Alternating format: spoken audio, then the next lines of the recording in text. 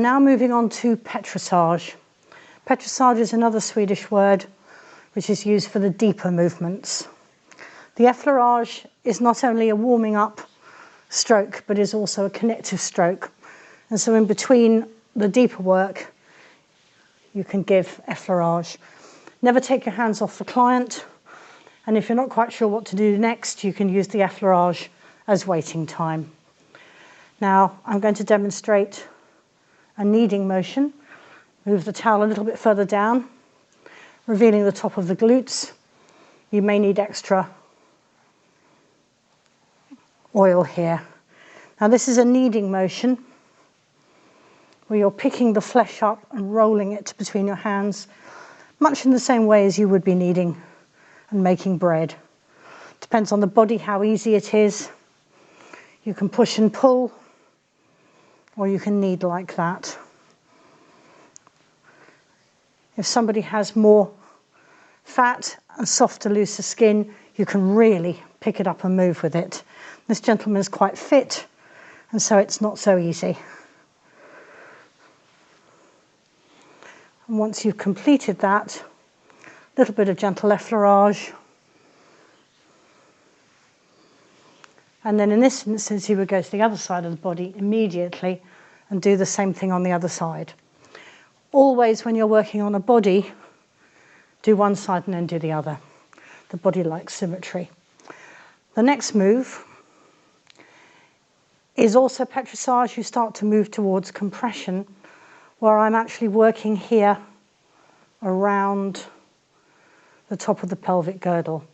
This might be quite uncomfortable for some people. Many women find this uncomfortable. Other people love it. And it's up to you to communicate with your client to double check what works and what doesn't. I'm using my fingers with one hand on top of the other to give me the extra pressure. And I can run my fingers either side, pull, push, pull. And again, stretch it out once you've completed that move. And again, you do the other side. I'm going to put a little bit more oil on, and we're going to look at rolling. This is lifting the skin and rolling it. So you pull your fingers up. This is not easy with this gentleman. And you pick the skin up and roll it down. Again, if people have looser skin, this is more effective. Younger people with very tight skin and very fit, well-toned muscles, quite difficult. Some people don't like it. If they don't like it, you just don't do it. Okay, now we're going to look at the top of the glutes. I did do some circling motion. I'm going to take that right down onto the surface of the glute.